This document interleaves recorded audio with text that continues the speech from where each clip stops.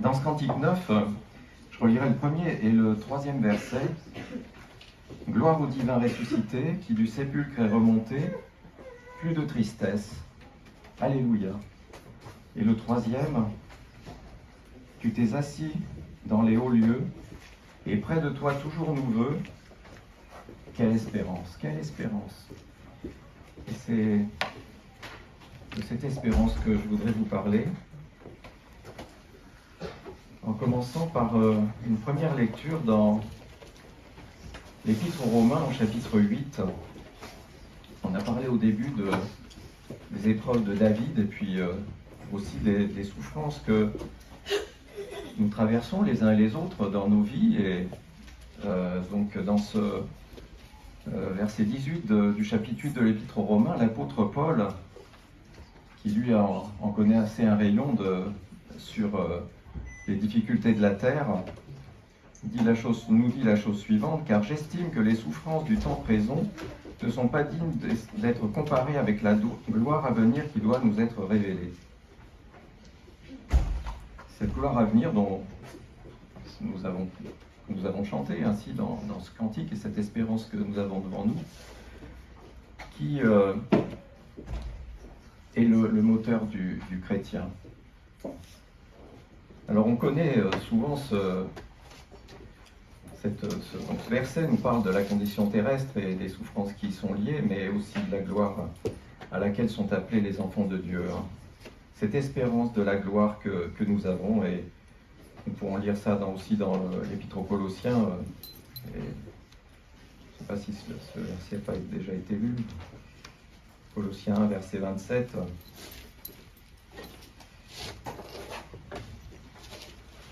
Colossiens verset 27. Dieu a voulu donner à connaître quelles sont les richesses de la gloire de ce mystère parmi les nations, c'est-à-dire Christ en vous, l'espérance de la gloire. Christ en nous, l'espérance de la gloire. C'est quelque chose que vivait l'apôtre Paul, c'est quelque chose que nous sommes appelés à vivre aussi. Et c'est ça qu'il veut nous transmettre. C'est pas évident d'ailleurs d'espérer quand on traverse des difficultés. Et l'espérance chrétienne, c'est une certitude. C'est pas un espoir vague, un vague espoir comme le monde a souvent. On espère quelque chose, mais on n'est pas sûr de l'avoir. Alors que nous, c'est une certitude. C'est une certitude pour le chrétien. Ce sont des promesses que Dieu nous fait, que le Seigneur Jésus a fait sur la terre pour les siens. Alors on a parlé de l'espérance éternelle que nous avons, et ça c'est quelque chose de futur, mais cette espérance elle est aussi actuelle, elle est pour nous dès aujourd'hui. Un autre verset dans l'Épître aux Hébreux, au chapitre 6, qui nous parle de cela. Hébreux 6, verset 17. « Et Dieu, voulant en cela montrer plus abondamment aux héritiers de la promesse l'immutabilité de son conseil, est intervenu par un serment, afin que par deux choses immuables, dans lesquelles il était impossible que Dieu mentît, nous ayons une ferme consolation, nous qui sommes enfuis, pour saisir l'espérance proposée, laquelle est comme une encre de l'âme sûre et ferme. » Donc cette promesse que nous fait Dieu, il en fait même le serment, c'est-à-dire que c'est quelque chose qui est scellé pour nous. Et on a donc cette résurrection du Seigneur est une preuve aussi de Jésus qui est notre Seigneur, qui est un précurseur, qui est dans le ciel et qui nous attend. Alors comme on vient de le voir, cette espérance chrétienne se fonde sur les promesses divines, et l'espérance de la gloire c'est futur. On peut penser que c'est pour les personnes qui sont à la fin de leur course chrétienne, qui sont proches de la mort, qui voient le ciel déjà ouvert et donc qui aimeraient bien y être dès maintenant. Mais c'est pour tous les âges l'espérance. C'est pas seulement pour Pour eux, c'est le Seigneur, comme le Père, nous a fait des promesses pour que pendant la marche sur cette terre et à tout âge, on puisse avoir espérance. Espérance en Dieu. Espérance en quoi d'ailleurs, vous me direz? Alors, déjà, il y a ceux qui ont fait l'expérience de la grâce divine, hein, qui peuvent témoigner de cette expérience de l'espérance. Cette espérance qui en a des preuves dans l'expérience de nos vies. Parce que souvent, on a eu des difficultés, mais aussi on a des joies. Et cette joie de connaître Jésus et cette joie de vivre avec lui.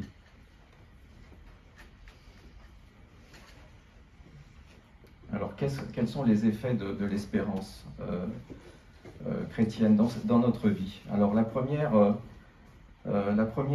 conséquence, c'est l'amour. Romains 5, verset 5.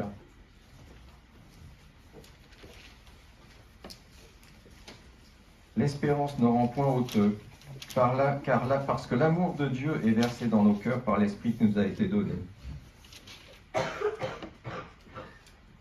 Alors on lit souvent 1 Corinthiens 13, verset 13, la fin de cet hymne à l'amour que l'apôtre Paul, qui est souvent lu, hein, pour ces trois choses demeurent, la foi, l'espérance et l'amour, mais la plus grande de ces choses, c'est l'amour. Effectivement, on peut penser que l'amour divin, évidemment, est bien plus grand que l'espérance que nous avons, mais il faut voir que ces trois choses sont bien liées. Hein.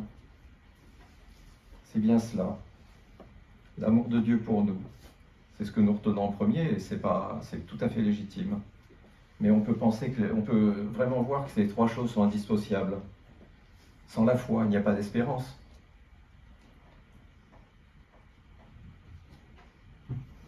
Et on ne peut pas percevoir non plus, sans la foi, l'amour divin qui est pour nous. Sans espérance, il n'y a pas de foi, il n'y a pas de confiance en Dieu. Si on n'espère pas, on ne peut pas avoir confiance en Dieu. Et on ne peut pas avoir cette foi en la vie éternelle qui est notre espérance. Ni le sentiment évidemment, Dieu nous aime, hein, Dieu nous a aimés pour nous donner cette vie et nous donner cette espérance. Deuxième conséquence pour nous dans nos vies, c'est Romains 15, verset 13.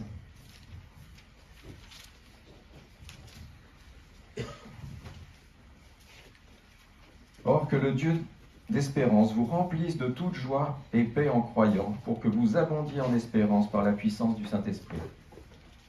Donc cette espérance est produite en nous par l'Esprit Saint, bien sûr. Et pour le temps présent, abonder en espérance, c'est une ressource essentielle pour être gardé, et pour être gardé du découragement en particulier. L'espérance qui nous permet de supporter avec patience ces épreuves de la vie dont nous avons parlé, et puis ayant en vue cette joie, cette paix qui est produite en nous par cette espérance. Parce que cette paix et cette espérance que le Seigneur Jésus avait, cette joie que le Seigneur Jésus avait quand il avait en vue ce verset que nous connaissons bien dans l'Épître aux Hébreux au chapitre 12. Jésus, le chef et le consommateur de la foi, lequel, à cause de la joie qu'il avait dans lui, a enduré la croix ayant méprisé la honte, est assis à la droite du trône de Dieu. Cette espérance que nous avons aussi d'être avec lui pour l'éternité. Et puis ensuite, il y a peut-être une chose qu'on oublie quelquefois, hein, je l'avais oublié, hein, c'est que l'espérance est aussi une arme. Une arme défensive contre les ténèbres qui nous environnent. 1 Thessaloniciens 5, verset 8, nous parle de cela.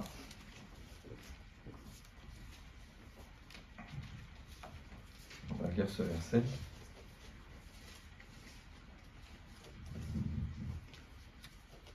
Donc il y a ce contraste entre les ténèbres et la lumière dont nous parle l'apôtre dans cette épître.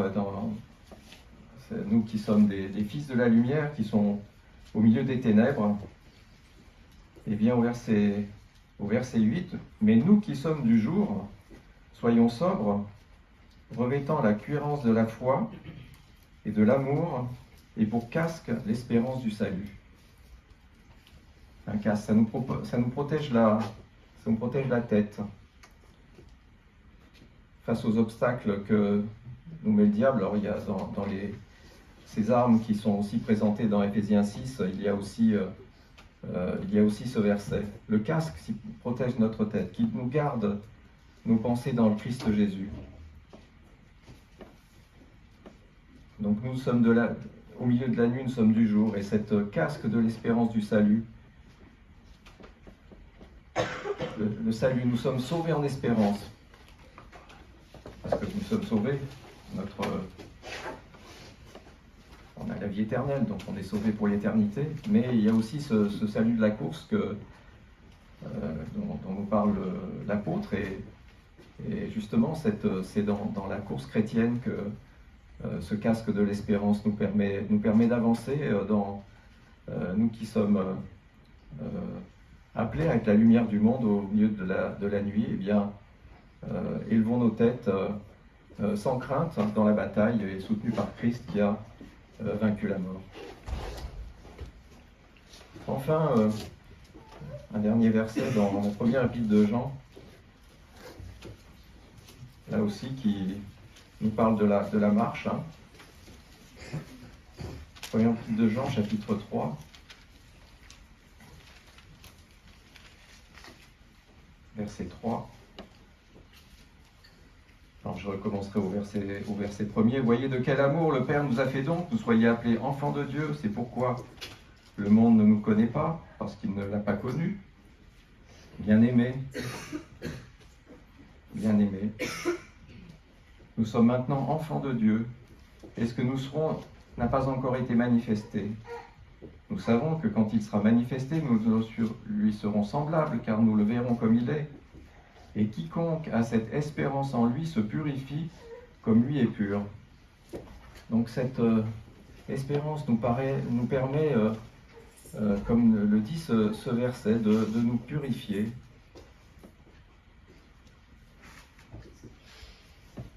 Christ veut nous transformer à sa ressemblance. Et cette espérance en lui, dans un autre verset, qui est sûre et ferme, qui est confiante au Père, c'est effets pratiques dans nos vies. Nous sommes appelés à nous purifier comme Christ est pur. Lui, il est saint, il est pur pour l'éternité. Et nous sommes ainsi gardés du mal si nous voulons progresser vers cette pureté qui sera parfaite dans la gloire, mais justement, si on voit cette espérance devant nous, eh bien, ça nous purifie dès à présent. Et donc, quel bonheur. On peut ainsi partager, non seulement entre nous, mais aussi autour de nous, cet avenir et cette espérance qui est devant nous. Et enfin, ça peut nous donner à rayonner cela. Car, comme nous y invite l'apôtre Pierre dans le 3e chapitre de sa première épître, verset 15,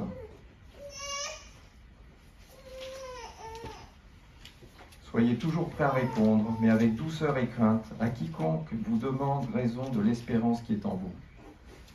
On doit rayonner effectivement cette espérance, parce que si on rayonne, eh bien, les autres voient qu'on rayonne. Cette joie, cette paix, cet amour qui nous est conféré par l'Esprit, et cet Esprit qui nous fait vivre et transmettre autour de nous l'espérance que nous avons, l'espérance non seulement de la vie éternelle, ça c'est quelque chose d'intangible pour ceux qui nous entourent, mais aussi l'espérance pratique qui produit dans nos vies la joie, la paix et l'amour.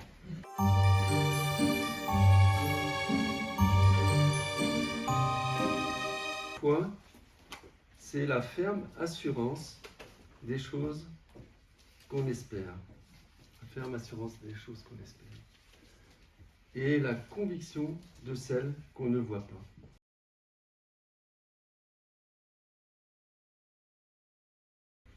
Cette espérance qui est une assurance, c'est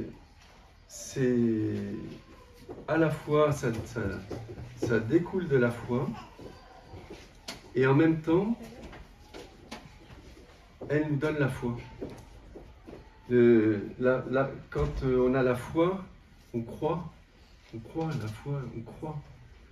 Et qu'est-ce qu'on croit? On croit que Dieu nous sauve. On croit que si on est pécheur et qu'on accepte le sacrifice du Seigneur Jésus, qu'on croit qu'effectivement il est mort pour nous et qu'il nous a délivrés de nos péchés, eh bien, on a cette assurance, cette espérance qui est une assurance. Et une fois qu'on a cette espérance qui est une assurance, eh bien, cela doit nous renforcer dans notre foi et nous donner la foi pour la vie quotidienne. C'est un peu ce que tu as évoqué aussi. Il y a la foi qui est de croire, d'accepter le salut.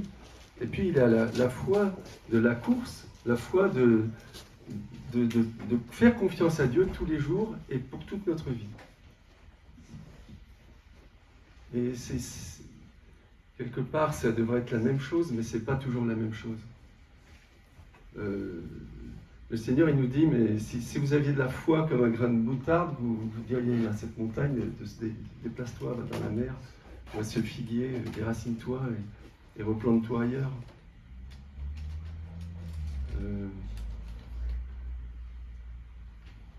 On l'a lu d'ailleurs, mercredi, on avait la réunion d'études en petit groupe, et au chapitre, dans Marc, on a lu ça dans Marc. Marc, je crois que c'est au chapitre 12, ou 11, peut-être à la fin du chapitre 11.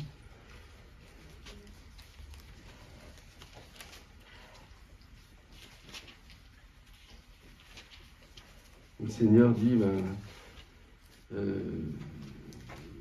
il parle justement de la montagne, il dit à cette montagne c'est 23, voilà, je ne le retrouve plus.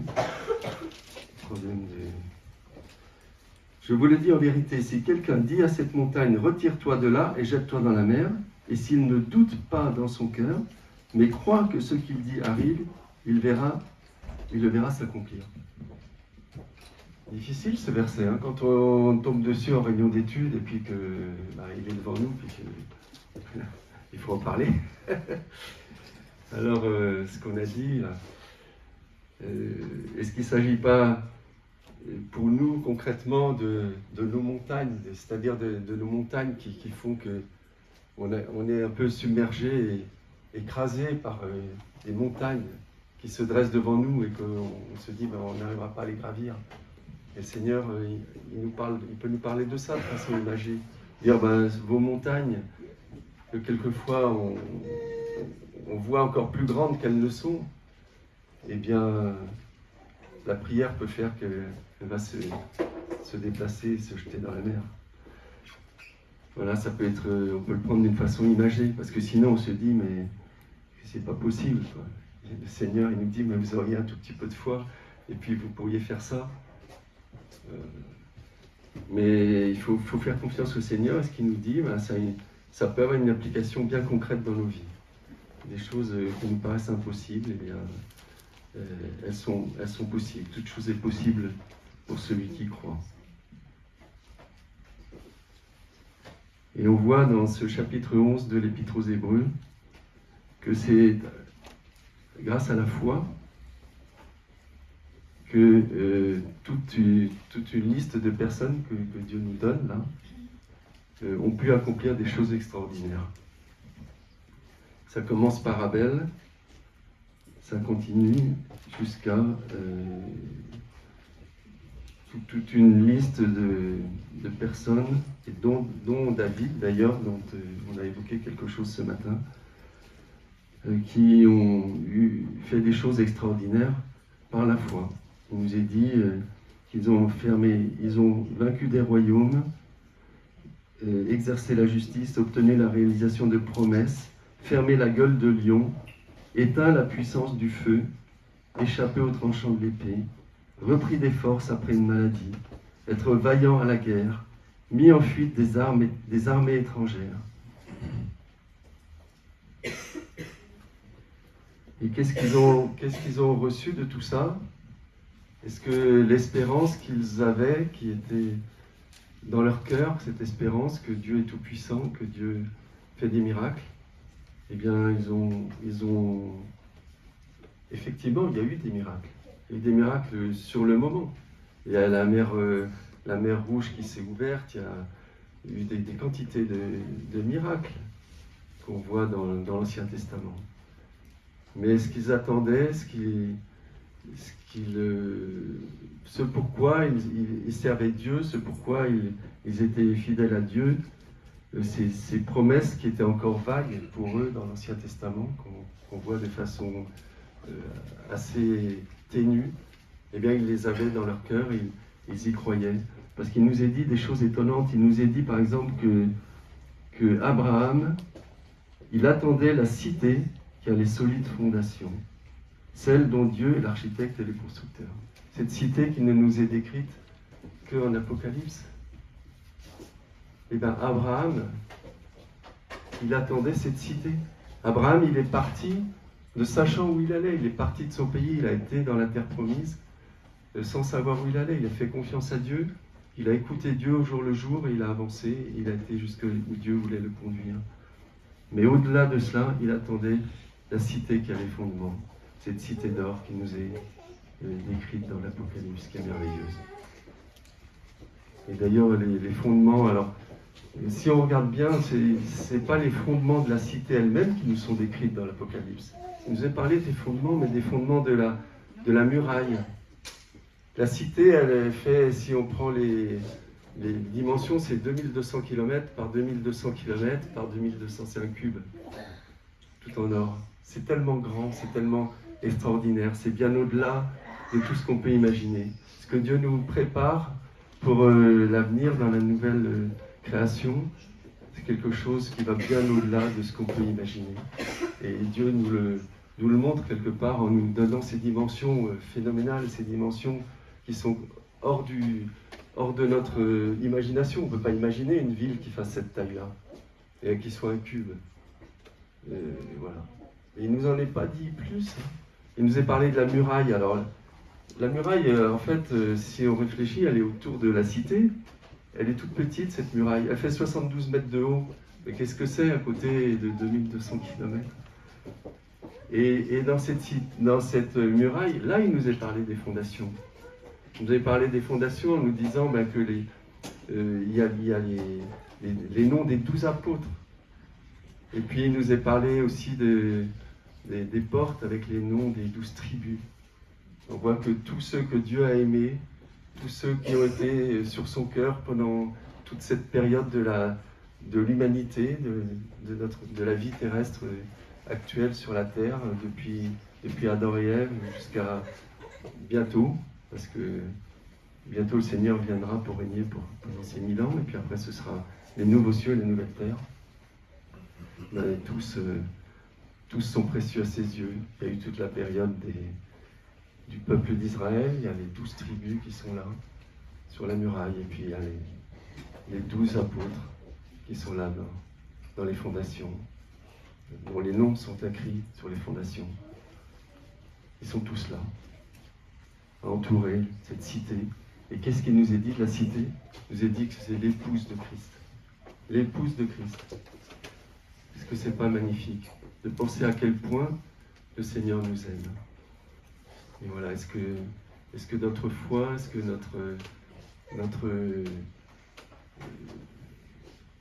notre amour du Seigneur, comme on l'a dit, notre espérance qui est une espérance d'amour, qui est une espérance de puissance aussi, de force, parce qu'il nous donne des forces, qui est une espérance de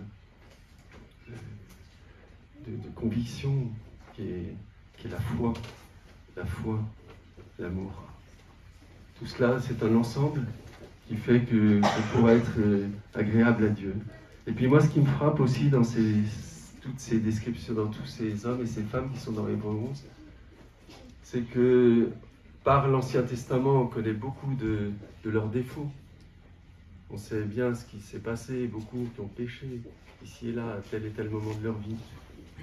Et même, il est même cité Sarah en disant que voilà, elle a cru Dieu dans le fait qu'il lui a annoncé qu'elle aurait un enfant à je ne sais pas quel âge. Et en fait, quand on lit dans l'Ancien Testament, ça n'a pas été si simple. Et il y a beaucoup de choses comme ça dans cette description. On se dit, mais Dieu, qu'est-ce qu'il prend? Il prend au fond de nous-mêmes le peu qu'il y a peut-être pour lui, le peu d'amour, le peu d'engagement, le peu de foi. Et puis il la met en avant. Et il en fait quelque chose de beau, de précieux. Il prend la peine, là, pour toutes ces personnes, il prend la peine de mentionner leurs actes de foi dans la Bible, dans le Nouveau Testament. Même Jacob aussi, il dit qu'il a béni. Oui, il a béni, mais pendant longtemps, il n'a pas été tellement fidèle. Et il y a beaucoup d'exemples comme ça. J'avais aussi un verset aussi qui m'a toujours touché, à propos de Moïse aussi. Il nous a dit qu'il a préféré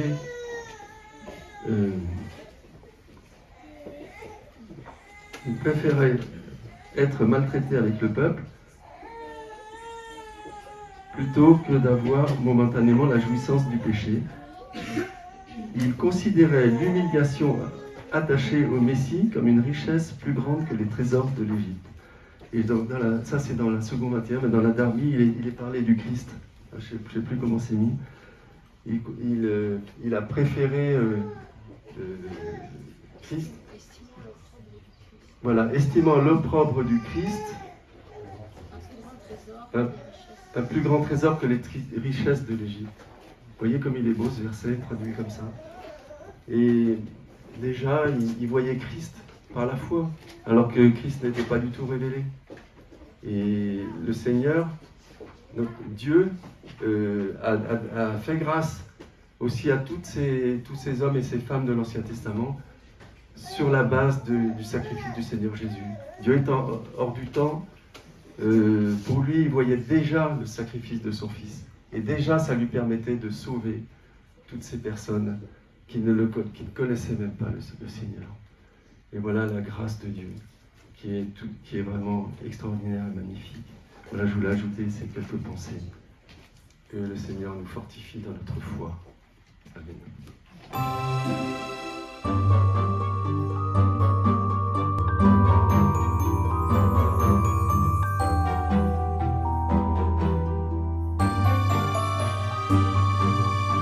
Verset qui nous parle de foi et en même temps d'espérance, parce que effectivement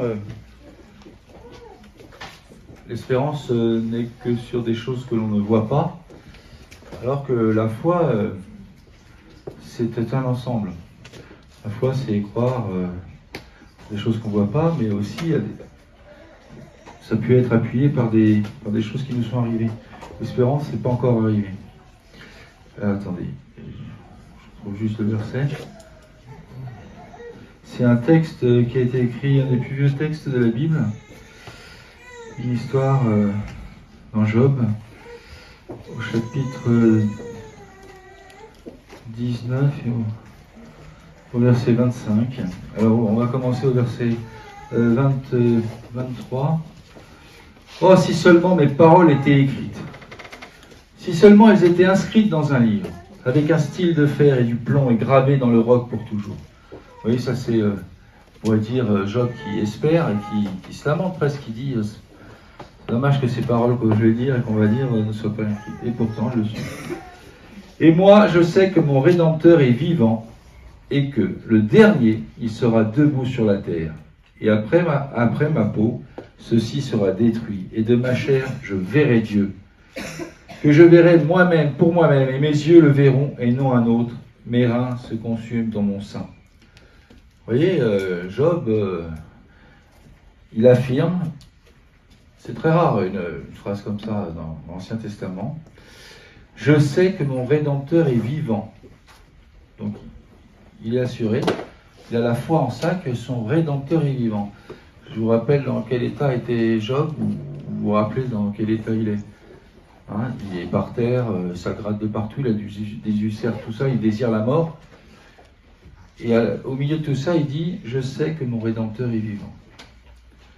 Hein, ses enfants sont morts, enfin c'était Job, c'est... voilà quoi.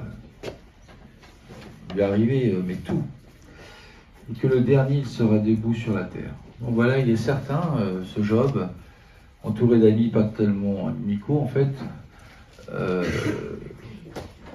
il dit une phrase extraordinaire, il dit que son Rédempteur sera vivant.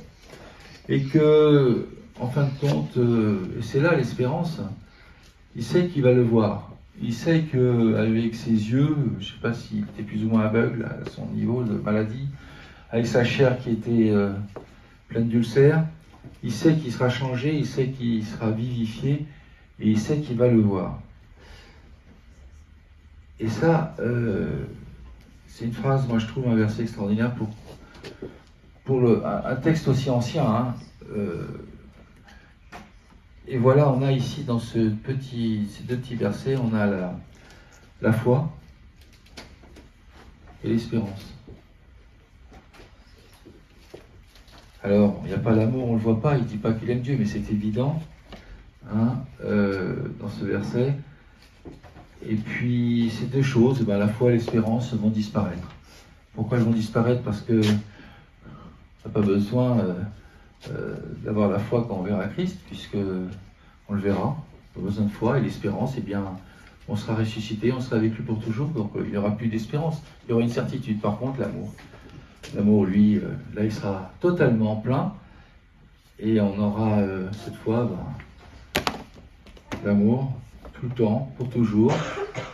Et puis, voilà, Job, on sera avec lui sûrement, et on verra que notre Rédempteur est vivant, il se tient debout jusqu'à la fin.